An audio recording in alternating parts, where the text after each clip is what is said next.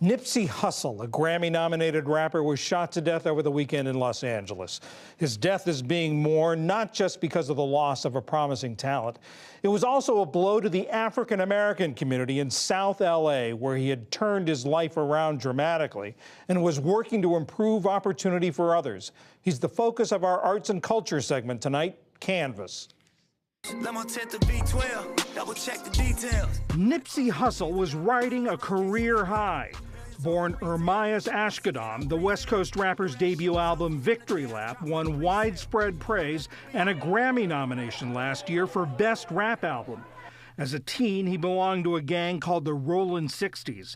His music drew on that past all my life, been grinding all my life, and how he turned his life around. Spoke some things into the universe and they appeared. I say it's work that I won't say it's fair. Even as his star rose, Nipsey Hussle became an entrepreneur, working to revitalize the Crenshaw neighborhood of Los Angeles, where he was born and raised. Right now, we on 59th and 3rd Ave. I grew up a couple blocks from here. Last year, he partnered with the brand Puma to renovate a local elementary school's playground and basketball courts. Hussle was deeply involved in Destination Crenshaw, an open-air public art project in the neighborhood that begins construction this spring. Last year, the rapper opened a shared working space called Vector 90. It's designed to connect young talent in impoverished communities with opportunities in Silicon Valley. Hussle also owns several businesses in the neighborhood where residents mourned his death overnight.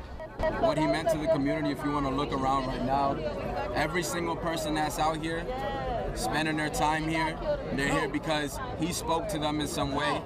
He inspired them in some way. Hussle was shot in broad daylight outside a clothing store he owned. The shooter is still at large. We do understand that we have one male black suspect, no further description at this time. That suspect is not in custody, and currently we're going to start canvassing the area, talk to any witnesses, and also we're going to canvass all the local area for any video. Condolences and a sense of shock reverberated on social media. Los Angeles Mayor Eric Garcetti said, "Our hearts are with the loved ones of Nipsey Hussle and everyone touched by this awful tragedy. LA is hurt deeply each time a young life is lost to senseless gun violence." Hussle's death was also mourned in the sports world. Stephen Curry of the Golden State Warriors. I got to know him last year and had a great conversation about who he was as a person, what he stood for, what his message was, how he tried to inspire people, considering where he grew up. Senseless crimes that don't need to happen, especially with a guy that was doing what he was doing. Hussle was to have met today with the Los Angeles police chief and police commissioner to talk about ways to stop gang violence. David Dennis Jr. joins us to discuss Hussle's life and legacy. He's a writer for the pop culture website, The Undefeated. David, thanks so much for joining us.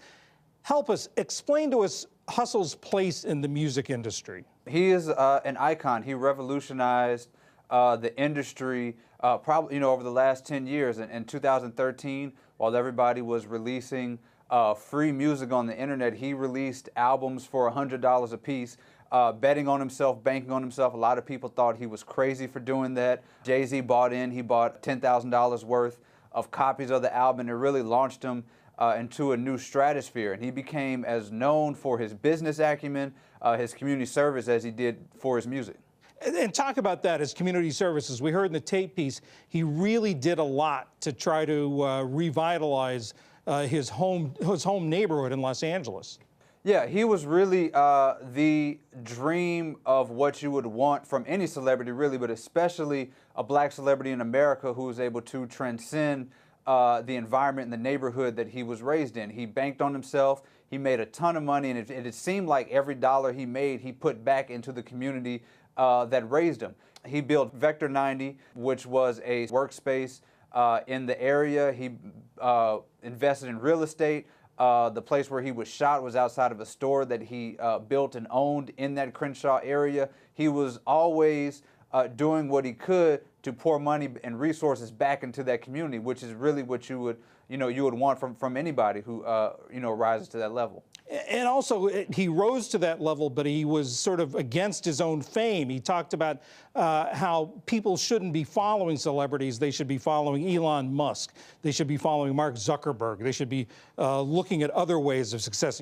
Yeah, so he sort of went against the idea that, there's a stereotype that if you're from, quote unquote, the hood, you need to be a basketball player or athlete or an entertainer. And he felt as though if he could, raise the mindset of people to go beyond that they can maybe, be inventors, be business people. And he did that with a lot of what he was trying to build within that community.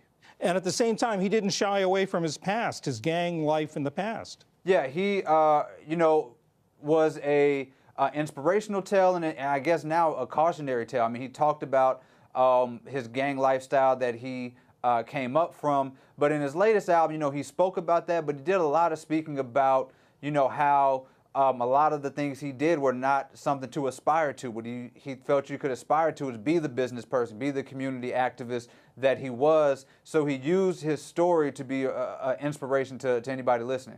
What do you think is going to happen to the many projects he started in his neighborhood?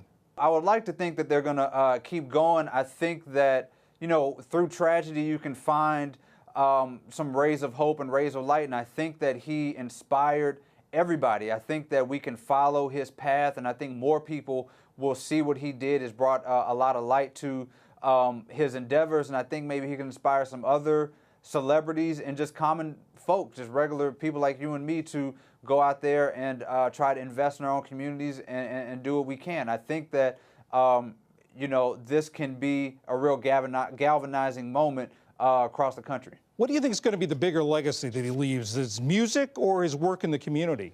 I think they go hand in hand, actually. I think that you can't talk about the work he did in the community without talking about the music that got him into that place to be so beneficial to the people around him. I think that the overall man that Nipsey Hussle was and what he represented will really be his legacy, and I think it'll really carry us to, perpetuating the things that he did. David Dennis Jr. of the Undefeated, remembering the life and legacy of Nipsey Hussle. Thanks so much. Thank you.